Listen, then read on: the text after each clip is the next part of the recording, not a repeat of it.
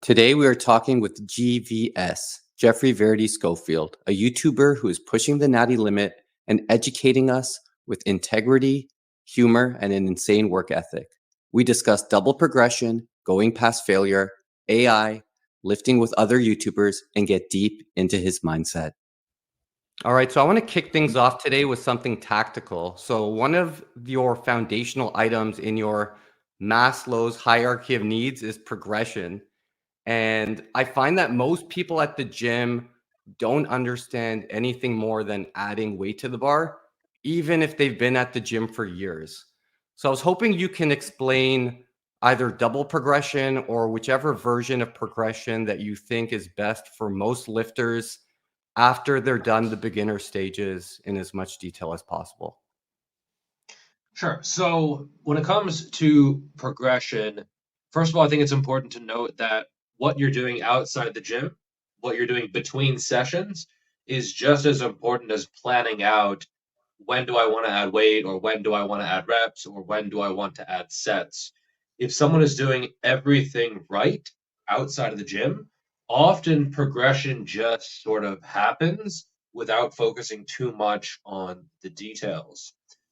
Generally speaking, the further you go in the iron game, the harder it is to progress. So as a beginner, there's something called your newbie gains, where you can grow muscle much more quickly than when you are later on in your journey. So it's actually kind of nice. It's like a hook. It gets you in, it gives you these quicker results. And then later when things slow down, well, you're already addicted to lifting weights. So like, you're going to do it anyway, right? And when you're making these quick results, thing is, not everyone does make them to the point where they're happy with, right? A lot of people plateau somewhere in that journey. And I think, just screaming at people, add weight, or screaming at people, oh, you need to train harder than the time before, or some other super simplistic mantra, it's not particularly useful. It sounds motivational. It sounds simple, but it's kind of overly simplistic. It's a bit like telling someone who's a bit overweight to, well, just eat less calories, just eat fewer calories, just eat less food. Most people know that that's the issue. The issue is execution. The issue is actually getting them to do that, to get into a deficit or to be able to add weight to the bar. And so yes, sometimes training harder is the answer. Often adding weight to the bar is the answer. But if someone is plateaued, telling them to become not plateaued isn't particularly useful. You're not going to have this aha moment that, oh, I've been trying to add weight to the bar and I should have just been adding weight to the bar, right? There are a few things you can do. You mentioned double progression. Typically, people start with what's called a single progression. So, where they're only trying to add weight to the bar. So, you might have something like a 5x5, 5 sets of 5 reps, and you are adding weight to every single set each week. Now, as a beginner, this can work, again, because you're making that fast progress, things are going well, you're very far from whatever your theoretical potential is, you're very sensitive to training, and as long as you are eating enough, as long as you are sleeping enough, you are probably going to make very good gains, and you can add weight to every single set, every single session, even if it's multiple sessions per week. It's a great time. You can live vicariously through other people's gains if you're a coach, but when you're intermediate, that tends to slow down, and you might need to implement what's called a double progression. So instead of just focusing on one variable, the weight on the bar, you might need to focus on two variables. Usually, this is going to be the weight on the bar as well as the reps. So you might have a rep range. Instead of only doing 5 reps, you commit blasphemy and you might do 4 to 6 reps. So if you start off with 4 reps, and then the next session you get 5 reps, and the next session you get 6 reps, and then you can bump the weight by the smallest amount possible. Maybe you add 5 pounds, and that will likely decrease your reps because it's a little bit heavier, it's a little bit more challenging. It'll kick your reps down a little bit, and then you just build the reps back. So essentially, you're going build up the reps, build up the weight a little bit, build up the reps, the weight, and so you're manipulating two variables essentially in order, because you're making slower progress, you have to accommodate that through adding in another variable. Now, you can also do something called triple progression. So at a certain point, double progression might not even be enough. This is usually when you're fairly advanced, things have slowed down a lot, and you might add in sets. So maybe you go from 4 sets to 5 sets to 6 sets, and then back down to 4 sets. I think in most cases, triple progression isn't really necessary. And I personally tend to auto regulate my volume anyway. I like to have that as a variable that if I feel good, I do a little bit more. If I'm feeling tired or I don't sleep well or I'm just not feeling 100% or maybe a little bit achy, a little bit beaten up, I have volume where I can lower it down a little bit just, to make the session a little bit easier if I'm not feeling 100% on that day. So personally, I don't really use triple progression. I prefer double progression. And I would say for most people, most of the time, single progression or double progression are going to be enough. And there's not many circumstances where triple progression is necessary. Maybe when you're very, very advanced and you actually do need that third variable. But for most people, I would say a double progression is enough, where you're adding reps, then you're adding the weight, then the reps, then the weight, and that should be enough. Now, you might still plateau, and this is where I have found a few different strategies to work well. First would be changing the rep range. You might plateau in, say, the 8 to 12 rep range, but adding in a little bit of heavier work can actually help to drive progression. So I found adding in one set of like 2 to 4 reps, not quite to failure, not with like a really grindy rep or anything, Mhm. but where it's still hard, but it's significantly heavier than your working weight. This can actually help drive progression. So instead of just doing, say, 8 to 12 with a double progression, maybe you work up to a heavy set of 2, 3, 4 reps, somewhere around there. And then after that, you back it back down, you drop the weight, and then you do your normal sets in that 8 to 12 ish or whatever rep range you want. And I find just having that one set, I don't think you need 2 or 3, just having that one set a little bit heavier does seem to help drive progression. I think this could be neurological, this could be post activation potentiation. After you lift a heavy weight, a moderate weight just seems very, very easy in comparison. It could be just maybe working in a different range is good for a little bit of variety. The opposite doesn't seem to be as true, where you add in like a very high rep set. Mhm. That doesn't seem to drive progression as well. Maybe if you're lacking endurance, you find like maybe you're doing 8 to 10 on squats and you're really getting your heart rate super up and you don't really have that capacity, perhaps adding in one set of 15 to 20 or something, there might be some juice to squeeze there, but I would say in that case, probably formal cardio is a better way of going about that. And so there are a lot of different ways to progress. If someone is more of a power lifter, they might take, and Alexander Bromley uses this analogy all the time, where you want to be able to build momentum. So you start fairly easy, and then you get more and more challenging every single week. And he used the image of if you want to drive a Jeep across a mud pit, you don't just start at the edge of the mud pit.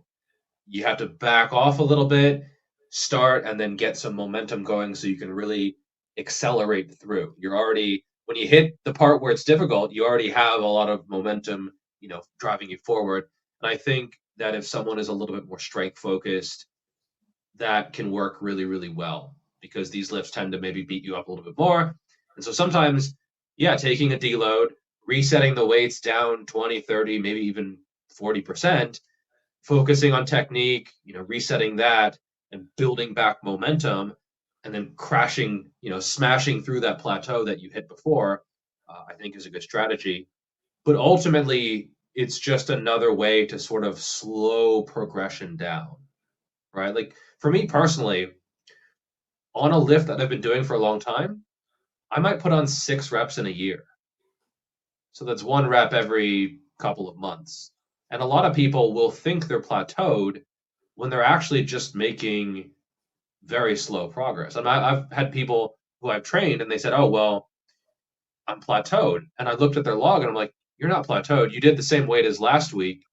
How did it feel? I'm like, yeah, it felt a little bit easier. Okay, well, if you extrapolate that out over the course of a year, you're actually on track to make really, really good progress. Is that people look at week to week to week to week. A beginner can look at session to session to session, like a complete novice. Someone who's been at it a few months, maybe half a year, they can look at it week to week to week. If you're an intermediate, you've been lifting 3, 4, 5 years maybe, you can look at things month to month to month. As an advanced lifter, you're probably looking at things more on like a half a year or quarterly or maybe even a full year when you're really, really elite, just because that's kind of where you're at. And there's not really much you can change to drive progression at a certain point. Even if you're doing everything perfectly, things have just slowed down to the point where that's just how it'd be. That's just, that's the game you're in. That's the path you've chosen. And short of, taking anabolics and really, that'll get you some quick progress, but it's kind of temporary, right? But it does add up over time. And as long as you're consistent, as long as you're observant, even that slow progression, even if you're gaining, I mean, this year I probably put on 2 or 3 pounds of muscle, maybe somewhere around there. And I think a lot of people hear that and they're like, wow, you're in the gym 6, 7 days a week. You're working really hard. You're crushing yourself for like 2 pounds. Well, yeah, because I know if I keep gaining 2 pounds, it adds up to a very sizable difference. So I think also the 2 pounds on your frame make a big difference compared to 2 pounds on a beginner, right? So you probably Sure. view 2 pounds as a nice win because it's putting it on the right spots and it's making a big difference too. Oh, for sure. Yeah, because at least if for naturals, getting closer to your potential, every pound that you get closer is more meaningful in terms of how you look, but also just in terms of like the knowledge that you gained, the gains that most people would never gain. Like it's actually, it sounds a little bit elitist, but that's the point. Like not everyone gets there, and so it kind of feels good in a way, right? And I think that's why some naturals are almost always they're just constantly pissed off at people who use steroids because they're just getting those really easily. They're just and so but I think you have to realize that everyone's on a different path. Everyone is playing their own game, and so yeah, I'm super happy with 2, 3, 1.5 pounds of muscle in a year, and I think as long as you enjoy what you're doing and you take a more process focused mindset, that is ultimately more important than trying to focus too much on the results. Awesome. No, I really appreciate that. And I've noticed that too. So I think one of the lifts where I'm probably a bit more advanced is like weighted chin ups, for example.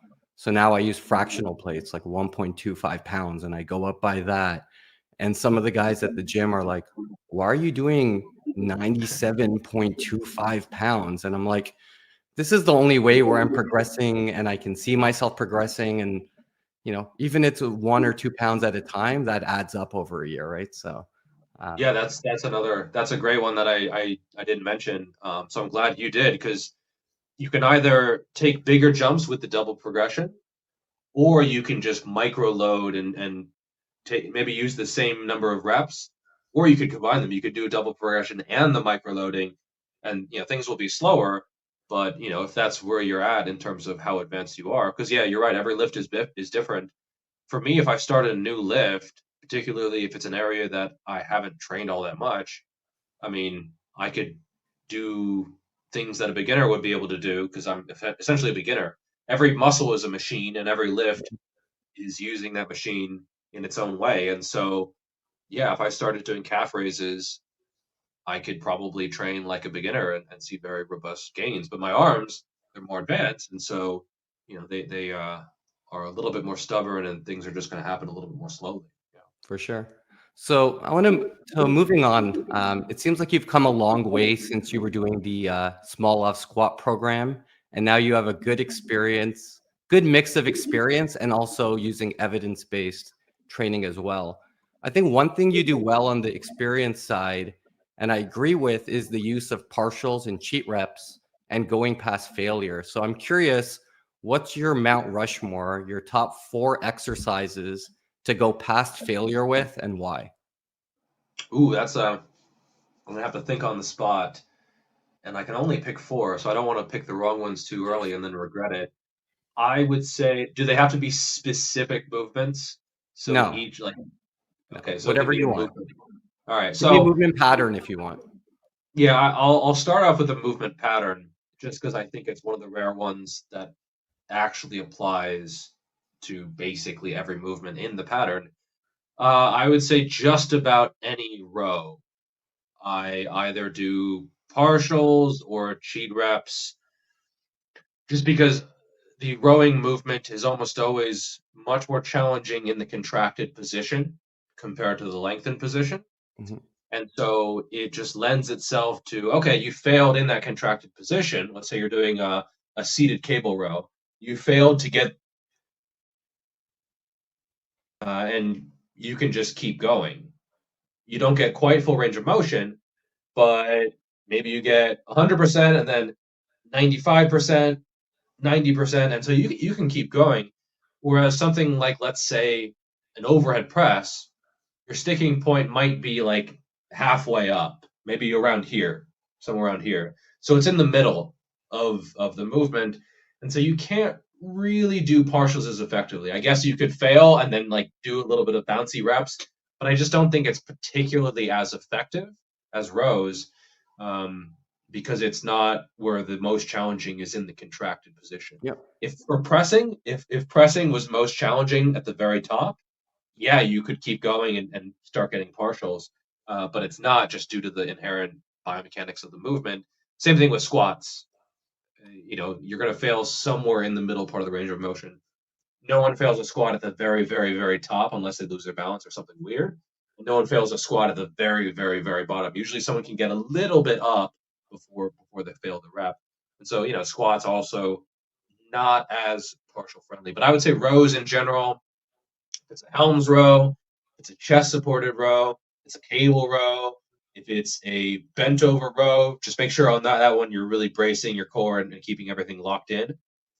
But just about any row, as long as you're keeping your posture, as long as you're keeping everything sort of locked in, especially in the lower back and bracing your core, yeah, I think you can go beyond failure. Not necessary for beginners. I think beginners should probably just focus on just having good technique, and they don't need to use these advanced beyond failure kind of stuff. And they also probably realistically would mess it up because they don't know how to do the movement the basic way first.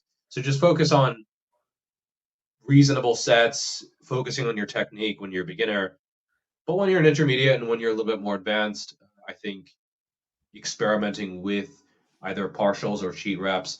So when you fail with full range of motion, you can either keep going with strict form and get these partials, or you can try to cheat using a little bit of momentum with the hips typically, because those are the most powerful muscles of the human body, using the hips in order to keep getting full range of motion. So you either get partials or you cheat to get full range of motion. I would say any row. So that's my first one. Any row. Second, I would say most side delt movements. So whether it's a cable lateral raise, some people say that cable laterals are most difficult in the stretch position. I actually haven't found that to be the case personally. Usually you can get at least a little bit up. It's not as extreme of a strength curve as a dumbbell lateral raise. A dumbbell lateral raise is like by far the most challenging when you're at the very top.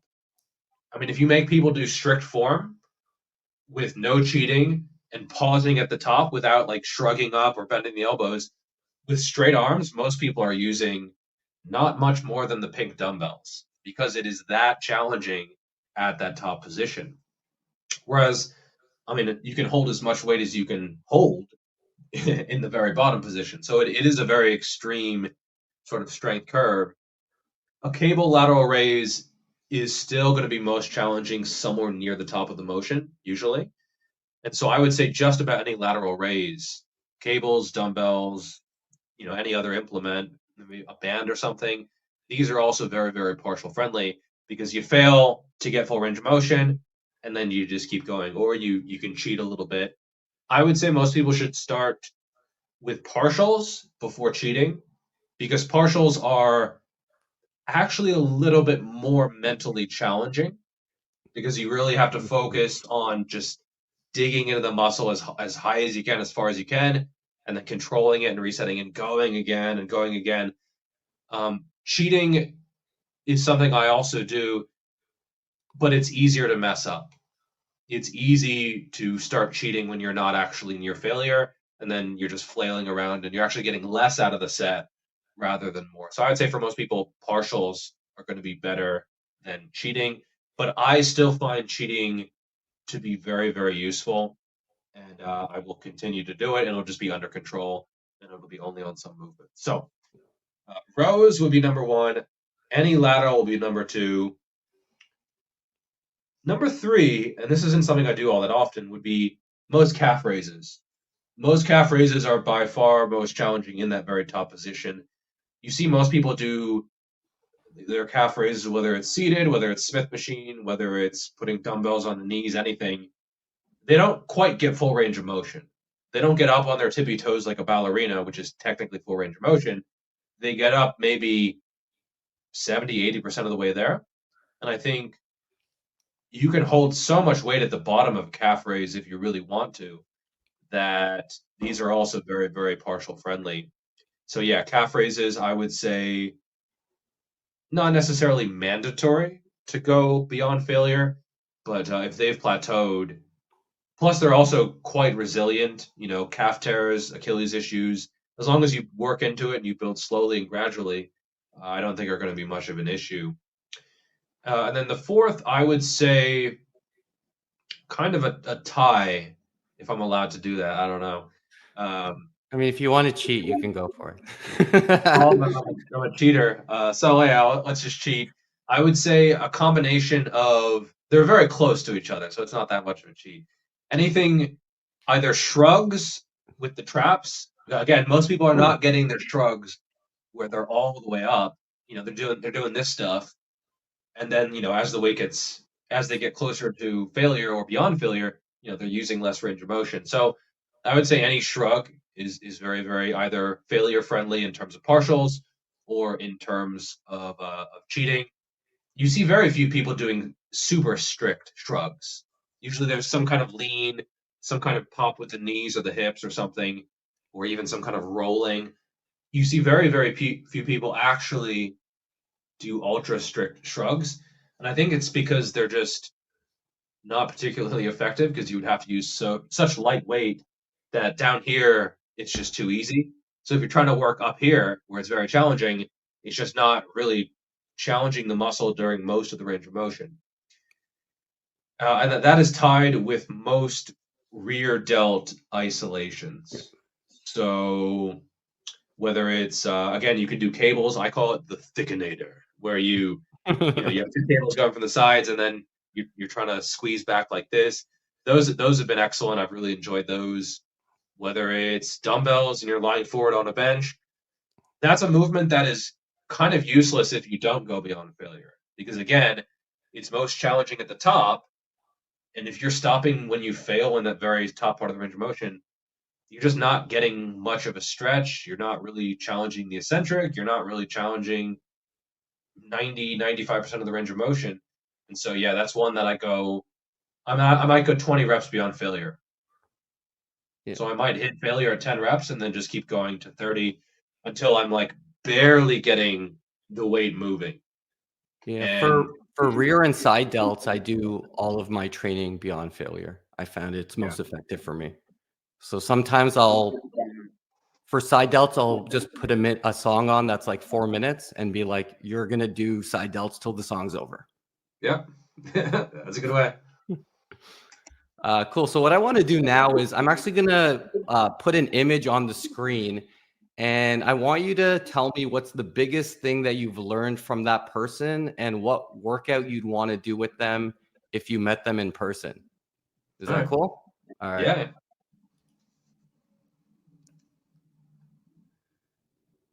Oh, let's see. The biggest thing that I learned from Alex, I would say, hmm, I've actually been really interested in getting a chest expander because Okay. I've seen him do it in a lot of his workouts. I'm not sure if that counts because I haven't gotten one yet, Oh, but that's it's cool. one of those things where I could tell that I would enjoy it even even before actually doing it. So I would say that. And if we worked out, oh man, I would say probably probably bench. Get him to fix me up and He's the bench guy. on the right path of gains. Yeah, like his 405 is an iconic moment in Noble Natty lore. For sure. All right, let's move on here. Geodude, oh, I don't know. Probably those forearms. You know, uh, I would say my biceps and triceps overpower my forearms a little bit, but he's the opposite. So yeah, I would probably ask him what he's been doing. It also seems that one arm is a little bit overdeveloped compared to the other one. He's probably been I don't know what he's been doing. He seems to be just ahead in some arms, so He's been skipping leg day too, right? So, he's been skipping leg day and torso day and just about everything. Yeah, just all right. head day and forearms really. Hmm. Let's see. So the questions were, what workout would I do from them, with them, and then what did I learn from them? Yeah, like what's something that sticks out that you learned from them? I would say actually with Sean, it's maybe not a workout thing, but he's, we chat on a semi-regular basis, and he actually owns a supplement company, but he's one of the rare ones who's actually done things the right way, which is absurdly rare to see in the supplement industry.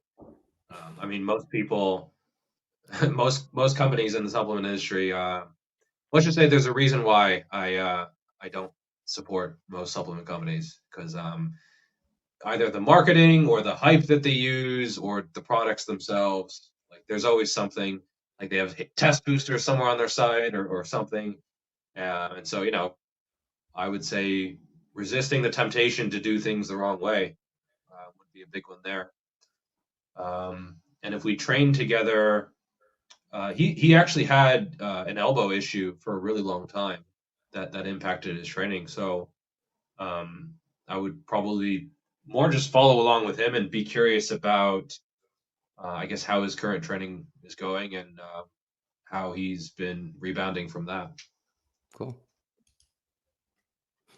Dr. Mike.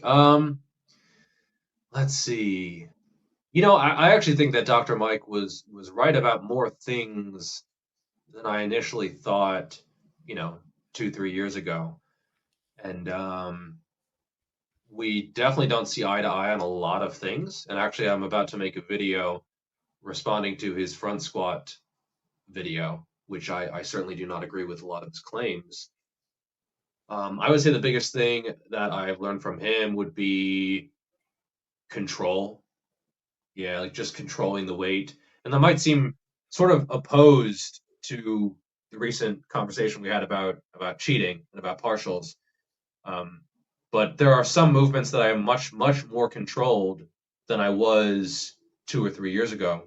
And he also, same with Alex Leonidas, he's one to get a lot out of maybe not as much weight as other people. I'm not saying he's weak by any means, but you can tell that he's always under control the way he moves, especially on his squats, on his hinges. And so, yeah, his technique on those are something that I've certainly taken some aspects from. And then if we worked out, let's see, probably legs. The man has some monster quads. That would be a So brutal session. yeah, well, it would, but uh, it would, but that's I wouldn't have it any other way. Cool. And I'm sure you haven't come around to the fact that he really loves the pump. Yeah, again, that's one thing that I definitely disagree with him about. I'm not saying there's nothing to the pump, but I think for most people, it's not worth emphasizing too much in their training. I mean, I chased the pump for many years, and I think for natural lifters, perhaps it's a bit different from enhanced lifters. I've heard numerous stories of enhanced lifters where maybe they associate the pump with growing, because when they start going on cycle and they start taking a lot of stuff, this enhances their pump. I mean, I've heard of people getting a biceps pump when they wash dishes, a quad pump when they walk their dog. They Yeah. get lower back pumps so bad they can't squat or some stuff like that. And so I think, especially for some people, yeah, when they start using anabolics, they get more of a pump, and they think when they get more of a pump, they grow more. But I think it's more that, oh, they're taking more stuff and they're growing, right? I think the pump is probably not going to be the main driver of hypertrophy. And actually, Mike would probably agree it's not the main driver, but I also still think that he overemphasizes it. That being said, it does correlate with a lot of things. I think it's just important for people to realize that it is almost certainly not what is driving progress in No, the it's gym, not. right? It's a proxy. It's a proxy war we're talking about, where okay, maybe a pump is correlated with volume. It's correlated with training close to failure. It's correlated with, getting a good stretch on the muscle. It's correlated with actually targeting that area, right? Because if you don't get a pump in an area and you get a pump in a different area, you're probably training what you don't want to train, right? If you Mhm. if you get nothing but a big delt pump when you're benching, and you're trying to train your chest, well then, you know, yeah, you probably have some technical issues. So I think it can be useful, but I absolutely see it overused. And at this point, I get so many DMs that I can often tell who someone has been watching when I get their DM, based on the language they use. And I do get a lot of DMs from people who ask me about the pump, or like, well, what exercises get you a good pump? And they're putting it on too high of a pedestal, in my opinion. And Yeah. I'm not going to say he's to blame for that, because I'm not saying it's useless, but perhaps at times it has been overemphasized. For sure, for sure. So, I was watching some of your earlier videos, and I saw you had a video real early on why your channel would fail. I thought that was a really interesting mindset, and I wonder if you use that to find any blind spots in your fitness plans for either training or nutrition. The idea of like kind of inverting and looking at why you'd fail. So you mean looking at how a client would fail, you mean?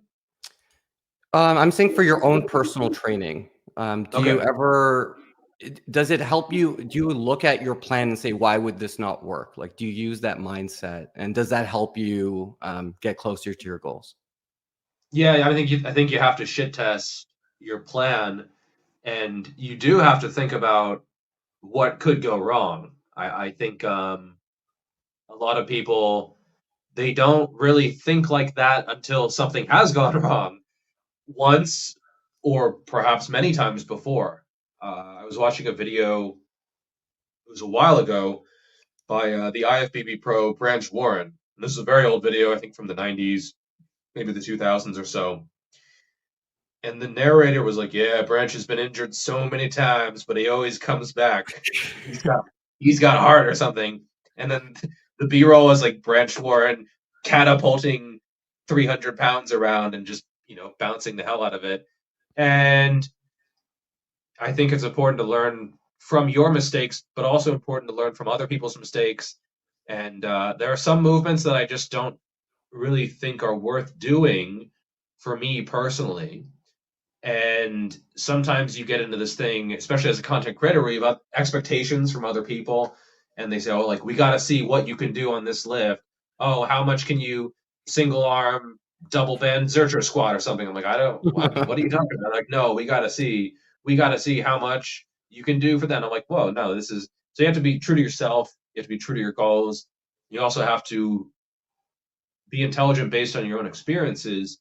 And I injured my QL in early 2022, actually February 24th.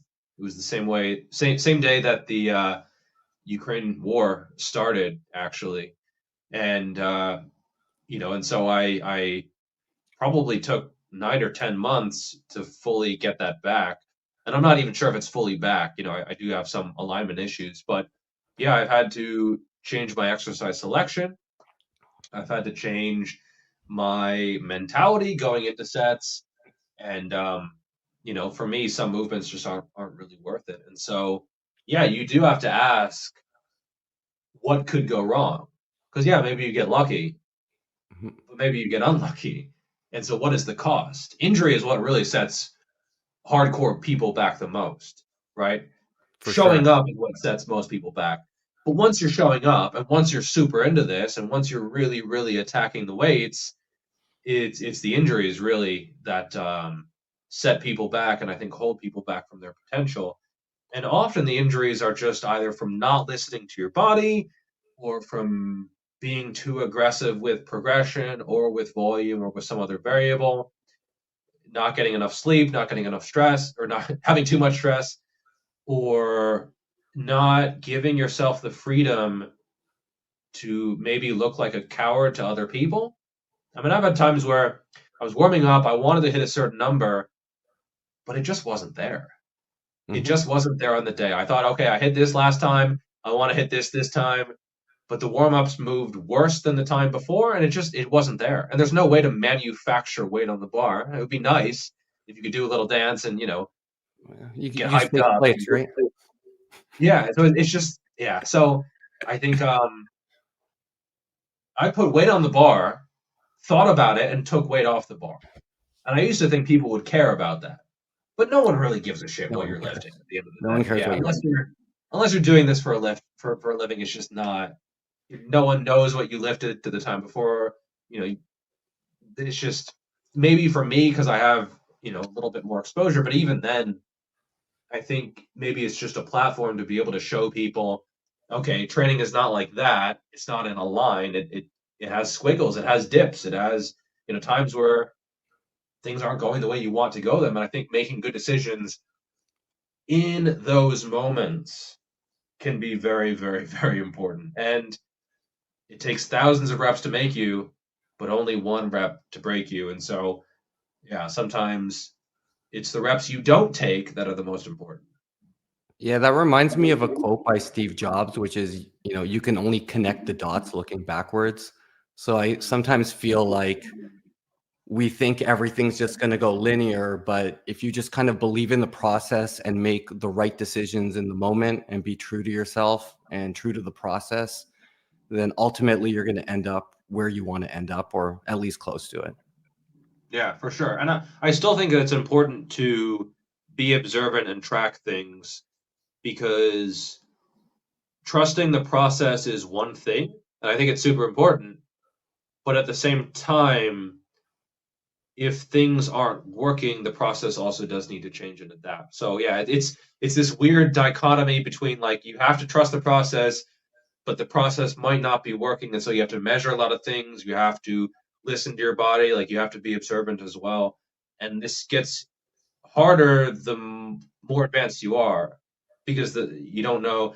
As a beginner, your progress is more vertical when you plot it out, and then it gets more and more and more horizontal until, as an advanced lifter, it's if you have squiggles in your training, some ups, some downs, some ups, some downs, it's really hard to connect those dots and know, okay, well, okay, I'm still making progress, or I'm not making any progress, or I'm going downhill. I mean, I've had times where I was focusing on the wrong thing, or maybe outside the gym I wasn't as on point, and I was slowly getting weaker, and I didn't look as good week to week, and I had to say, okay, well, this isn't really working, and I had to make adjustments. So I think for most people, trusting the process is important, especially if they have a coach who knows what they're doing.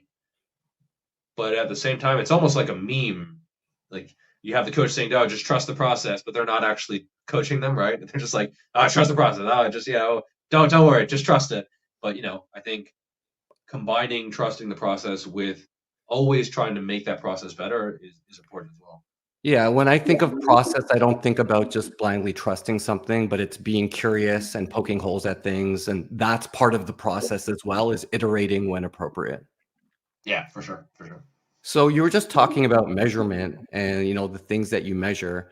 I know you kind of have a gaming background, so I imagine you kind of gamify things in your own way. I'm curious, what's kind of maybe some of the silliest things that you've gamified or measured in your fitness journey? I've kind of stayed away. I track less things than I used to track. Let's put it that way. So I used to track calories, macros, steps, morning weight. Actually, I was talking to another creator who he said that one of his clients would report their morning weigh-in and then their weigh-in after using the bathroom. And eventually, this content creator is like, bro, I don't need to know how much your dumps weigh. Like, it's Yeah. just not Is that what we're necessary. tracking? Are you trying to Yeah, reduce exactly. that? Like, At that point, you're just tracking stuff for no reason, really. So I do think you have to, like, my training log is typically sets, reps, weight, and the exercise. And that's about all. There's not too much else. I mean, you don't have to maybe track how you feel, especially if, let's say, you have a banged up elbow or a banged up knee or something. Yeah, okay, maybe you can track, is it feeling good? Is it feeling bad? Is it feeling better? Just so you know, okay, when I do skull crushers, my elbows tend to get more pissed off. Maybe I won't do those anymore, right? That's important. Or if you have a food log, okay, my irritable bowel syndrome is worse when I eat dairy foods. Okay, maybe I'll eat a little bit less of that because they seem to piss things off. And so, yeah, I think tracking symptoms of injury or out of digestion, if necessary, are important. I don't do those though because I tend to make micro adjustments in terms of any aches or pains or niggles that I might have. Just because at this point, I know if something is normal discomfort or if it's a discomfort I need to swap out a movement for, or if I need to adjust volume or whatever. So I can kind of do those things on the fly, but I can only do those things on the fly because I did them methodically for many, many years. So it's one of those things where if someone who is a beginner tried to do this instinctively, they don't have any instinct, right? And their instincts are probably wrong, right? They haven't tuned it finely enough over the course of at least half a decade of training, right? If someone has trained for less than half a decade, unless there's some kind of savant or something, I mean, they probably don't know how to make really good decisions in the moment, and they need to process a lot of information one way or another. Could be writing it down, could be just being there and sort of being in tune with their body. There are some people who can do that, but I think a lot of people benefit from tracking stuff. And then I don't track diet stuff because again, I can eat instinctively. When I got shredded this summer, I didn't count calories, I didn't count macros, I didn't count protein. People are like, bro, how much was your protein? I don't know. And I take great joy in saying I don't know because it really messes with people. But they also don't realize that I counted all of those things, calories, macros, protein, for, and protein is a macro, I know, but some people only track protein and not the other macros. So I know there's gonna be someone in the comments who's like, bro, protein is a macro. Well, yeah, so is alcohol. So do I track alcohol? Actually, I did track alcohol for a while. I'd go on a night out and I'd be like counting I was reading the bottle. Okay, this is percentage. This is 7% beer. I'd be kind of drunk, like 7% beer. Wow. How many milliliters is this? Okay, so I'd be counting grams of ethanol, at the bar and shit like that, so I could count it up later in my log. And so, but is that useful? Not really. I don't know. Probably not. And so I think you have to know yourself and know if you're someone who's really obsessive and could maybe do with getting away from that a little bit if it makes you anxious, especially.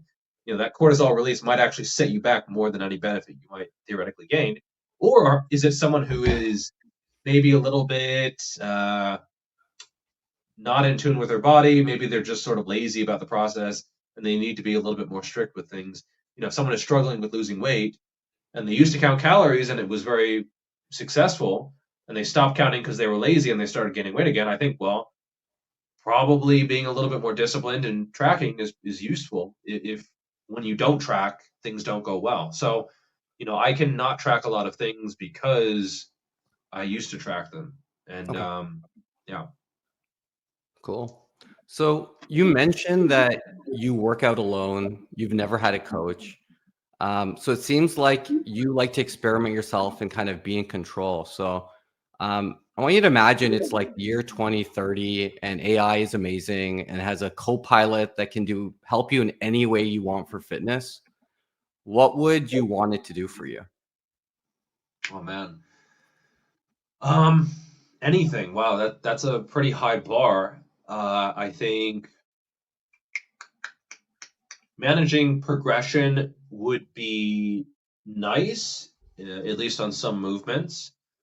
And, that's one thing where having it do it just in the palm of your hand, just having an app or something, yeah, that would be handy because especially online coaching, it's not really going to be an instantaneous thing, right? Like it's going to be a day or more, unless your coach is in the same time zone as you. But I think even then, it's not super realistic for them to be following your lifts minute by minute and telling you how much weight to add, stuff like that.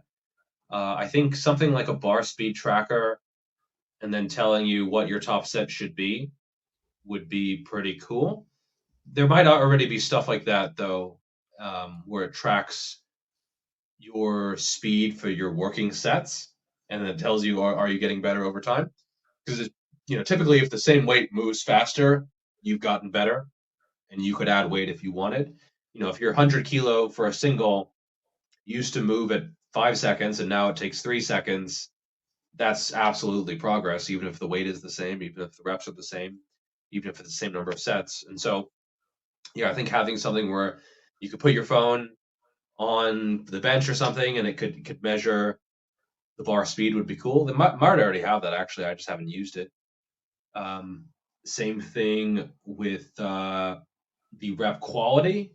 Being able to assess your technique, whether it's a bar path thing or whether it's analyzing your joint angles or something like that would be cool. I think the technology probably has a ways to go for that, just because technique is pretty individual. And certainly there are some cues that a lot of people benefit from that I have found to be pretty useless. And also vice versa. There are some cues that I really like that other people don't really seem to connect with or vibe with. And so, yeah, I would say technique, progression, bar speed, and but a lot of this you can't necessarily outsource exclusively. Again, you have to train by feel, I think, to a certain extent. If the app says the reps look good, you can go up and wait, but like things feel shaky or unsteady or unsafe or something like that. Um, I think being able to feel what weight to use or what decision to make in the moment is still very important. So I could totally see a future where people outsourced all these decisions to an app and you know maybe it helps some of their decisions, but it also perhaps hurt some of their decisions as well. And so yeah, I don't think we'll ever be able to fully take away the decision making process. Okay, cool. No, that's a cool answer. I know it's a tough question to put you on the spot to answer and just think about in real time, but it's something I find interesting because I think the world of AI is going to move really quickly, and I think it'll provide a lot of tooling, and that's why I view it as a co-pilot as Sure. opposed to this is going to do everything for you. It's more like if you had a coach next to you, what would you want them to do? But there's still going to be times where you would tell your coach, no, I feel this because I have a lot of experience here, right? So I view it more as a co-pilot than taking all decision making away from you. Yeah, for sure. And I mean I've seen some bad coaches where they were working with someone and they said, okay, two more. And I was like, two more? Like, how do you know there's two more in the set? Like, how do you know there's two more reps in the set? Like, okay, like, looks pretty easy to me. Like, looks like eight more for if they actually want results. But like, maybe they have a plan. Maybe they're keeping reps on reserve. Like, what the hell do I know just observing it? But I've certainly seen a number of in-person coaches where I think they're taking the reins just a little bit too much. And this might be because perhaps the client just wants the reins to be taken. Maybe they don't want to think about it. If my computer breaks and I need it fixed, I mean, I don't ask the person fixing it like, "Oh, what are you doing? How are you doing this? Like I don't need to know about that shit. Like I'm gonna forget it. Like I'm not great with technology, and so I just want it fixed. I just want the results. Like I don't actually care about the process with a lot of things. Yeah. And so some people are like that with training. They don't actually care about the process. I would argue the results would be much better if they cared about the process. Because unlike fixing your computer, I mean, you can't really outsource like that all that stuff in the gym. Um, and so yeah, I would say that most people they should be more involved with the process, and their results would be better for it at the cost of maybe a little bit of effort and mental bandwidth. But I would argue that it makes training more fun too if you give a shit about it, right? If you're more invested and involved in the process, I personally find that it's way more interesting. But again, there's some other stuff that I just don't have a passion for. So I fully realize that not everyone has that passion for training, and maybe as a coach you can kind of cultivate that, and I kind of look at it as educating people so that eventually they can fly off like little birds into the sunset, because they have all the tools that they need. um, but yeah, it can be tough as a coach because if you educate, I think some coaches take the mentality of, oh, if I teach them too much then they won't need me. And I think of that like, That's a good well, thing. that's yeah, that's the kind of the point. Like, why you really like? Okay, you're not here to help people. You're just here to, you know, gouge them until. I've seen that so many times where a coach, like keeps things shrouded in mystery. Like everything is veiled so that they seem like the ultimate expert, and that the person could never ever dream of coaching themselves. But the reality is, if you spent 3 6 months with a coach, they should tell you enough of how things are going and why things are happening and why they're making these decisions so that you can eventually sort of go off on your own and coach yourself. And sometimes, clients do that and then they come back because they have more questions and, but I think ultimately the goal is that they can coach themselves, which is sadly not a mentality that every coach shares. Yeah, that's a business thing too. A lot of people don't want their employees to excel because they're worried they're going to leave the company. And it's like, well, Sure. then don't you want strong employees in the company that even if they leave, they have goodwill and they'll refer people to you? Like, just do the right thing and good things will happen. And that mindset is it's kind of sad. Yeah, yeah, exactly. Like I mean, it's the zero sum mentality that like, oh, there's only so many clients to go around. Like, I need to snipe them from other people and I need to hold on to them. I mean, uh, not really. I just like sometimes when people contact me and they're like, oh, I don't know. I'm like, oh yeah, no worries, no pressure. Like, take your time. And they're like, really? I can just take my time? Like, there's not one spot remaining, like all the other coaches said. I'm like, no, just contact me whenever you want. No 17 pressure. seconds left and your price will triple. Exactly. There's a clock I have that I send every every client. No, but like I think just treating people well and treating people with respect, and not having this really stingy mentality is ultimately the better way to go about things for sure. Cool. I have a tactical question for you. So I think one thing you benefit from is you have pretty good genetics, especially having a small waist. So I think that allows you to have a nice long range to bulk. I Mm. have the challenge that when I cut, and I'm like around 11% on a DEXA scan, I'm 30.5 inches on the waist. But within gaining 10 pounds of that or so, I go all the way up to 34 inches. I Okay. have poor Indian genetics. I've been overweight. So how Yeah. would if you were in my position and you had that poor body fat distribution, how would you alter your cutting and bulking cycles if you were in my situation? Yeah, that's a tricky one. Because for comparison, when I'm about 11%, I would say my waist is pretty similar, and then I'm up like 30 pounds from that, and my waist is 33. So yeah, there's definitely a juxtaposition there. I do think that genetics is part of it. Um, and I have noticed, yeah, some people store fat around the waistline, just love handles, that kind of thing. And yeah, I would say that is a tough one. It is tricky. And I would say it depends on probably on the rate that you gained that weight. So how quickly was that 10 pounds or so? So the last time I did it, the 10 pounds I gained over 5 months.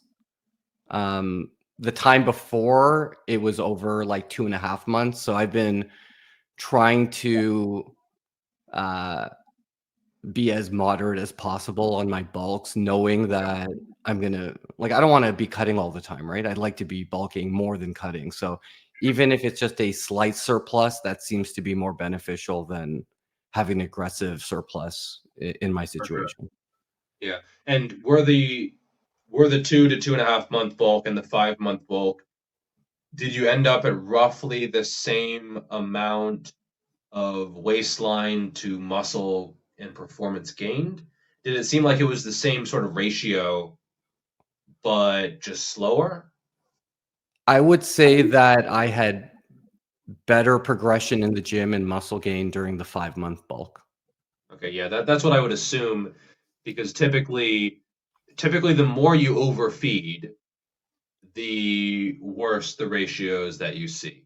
You know, the exception might be pure beginners who seem to be able to get away with quite large and quite aggressive surpluses. Actually, I had Eric Helms on the channel uh, a few weeks ago, maybe a month ago. I don't know. I saw that. And yeah. And so he talked about a study where they took beginners and they just gave them weight gainers and they were in this huge surplus and they gained exclusively, on average, lean body mass, which is, I mean, it's nice. It would be it would be cool. And because they gained on average exclusively lean body mass, it means that some people actually gained muscle and lost fat despite being in a massive surplus, which is like wild to think about that you start eating way more food, weight training, you gain only muscle and you actually lose fat. Like That's the that's about dream. as good as it gets. Yeah, like that's chef's kiss right there. Um, I would probably ask you about sleep, stress levels, maybe protein intake. But I don't think that's usually the limiting factor. It might be if I it's think all three of significant. those are good. I'm never Yeah, stressed as an individual. It's not my personality. I sleep 8 hours and I probably get close to a gram of protein per per pound. what I weigh. Yeah. All right, so those are on point. And then I would probably look at the training. But I assume if you're following me, that's probably pretty good as well. And it could be any number of things. And then probably going about probably the rate that you're going. I mean, 10 pounds in 5 months, that's a pretty reasonable rate. And then maybe being a little bit more aggressive during the cuts. I mean, I think you can probably take off a pound to 2 pounds, probably 2 pounds a week, for a short period of time. And so, 10 pounds up, maybe 8 or 10 pounds down, and just sort of keep iterating that thing while driving up performance, and then maintaining performance when you're cutting. Um, and then realizing, it's gonna be a fairly slow process. Yeah, it's fine. Again, I'm competing against myself, so I kind of know the rules of the game. So it's just I have a smaller bulking window, is what it appears. Yeah, that's the thing. Like, one argument could be like, oh no, you need to gain more weight to like solidify the gains or like to stabilize at a new body weight. But I think for most people, that's not really the play unless, yeah, they're a beginner. I mean, I gained probably 30 pounds my first year, and most of that was in my first 6 months. I mean, in my first 4 months, I went from 68 kilos to 81, I think. And Is so I that when you were gained. squatting all the time? No, that was before that. That was like into my second year. That was small off. That year I went from like 80, not that year. In a couple months I went from 81 to 85 kilos, and then I cut for the summer down to like 82. Um, And so, but my first 4 months, I probably went from 68 kilos, like 150 pounds, up to 81 kilos, which is like 178 or so. Cool. But yeah, about 30 pounds in 4 months. All right. So I want to finish it off with kind of a fun question here. So I noticed that you're a very creative person. You use pen and paper. I've seen your list of like 1,000 lists. So I imagine that's your kind of brainstorming method. And I think one thing that people like about your channel is how you kind of add a sense of humor, whether it be with impersonations or edits or memes. Um, what is the favorite edit or meme you made, and maybe talk through the creative process of making it? Oh man. There's a whole bunch. Let's see. Usually I think of them when usually I think of them after filming the video. So usually I film the video and then I film it in chunks, so maybe like 30 to 60 second clips, and then I fuse them all together when I'm walking around outside after my workout. And so, at that point the brain is going, and after the workout everything is stirred up in the brain. And so that's when I think about most of this kind of stuff as I'm editing the video, just walking around on my phone. I don't know about a favorite. Yeah, there's not any one that sticks out in my mind. Usually it's like I hear one word and I'm like, oh, that relates to something else, and then in goes the edit. I don't know if you've seen it. I have like a 1 hour super edit that I put out last year I of watched that like last night. yeah, yeah. So there's a bunch there, dozens and dozens, and that video took a while to make because I had to download all my old videos from YouTube You and then go find pretty all the meta, ones. right? You do a super edit of edits. You do a tier list of tier lists. You go pretty meta with your content sometimes. Oh yeah, you gotta have levels to it. You gotta draw people in and reference old jokes. When you talk about the joints, you gotta have a Snoop Dogg image. It Yeah, you just have feels to. right. Yeah, I think my favorite is your Mike Thurston impression. I like legitimately died when I listened to that. Like it's With the hilarious. So cool. on the Well, thanks for your algorithm. time today. I really appreciate it. If anyone's still listening, maybe you can tell them where they can find you. Yeah, so Geoffrey Verity Schofield on YouTube, and one cool thing is that now when I meet people in real life and they're like, I usually don't tell people that I have a YouTube channel or something, but they're like, "Oh, what do you do?" And I'm like, "Oh, I'm like fitness stuff." And they're like, "Oh, you're filming stuff." I'm like, "Oh yeah, sometimes I like include footage in YouTube videos." Like, "Oh, well, oh, cool, I'll subscribe to your channel." And so it actually auto completes really early now because I have like a decent. So it's like they don't have to type in the Look at same. you. So they type in like GEOFF. Actually, I don't know how early it auto completes, but the goal is to get it to auto complete really early. Like they type in G and it's just boom, there we That, go. Like that's probably it's just Mr. Beast, right? Like you put an M and like Mr. Beast probably comes up. probably, yeah. It'll just like whatever the most, common thing is. So yeah, that's the goal. Everyone, please subscribe to me so I can realize my dream of being the first autocomplete G. That would be probably impossible, but pretty cool. And so yeah, Geoffrey Verity Schofield on YouTube and also on Instagram. Yeah, And you're also on Boost Camp. I am on Bootcamp. Yeah, so Bootcamp is what I use to track my training, and I have a few different plans on there. It's just an app where you can put in your sets, your reps. It tracks everything, has lots of cool features. I'm super impressed with all the work they've done. It's an app for lifters by lifters, and they're doing a lot of good stuff. They have a lot of features in there that man, I wish I had started using years ago. Yeah. Awesome. Well, thanks for your time. Really appreciate it. Yeah. Thank you.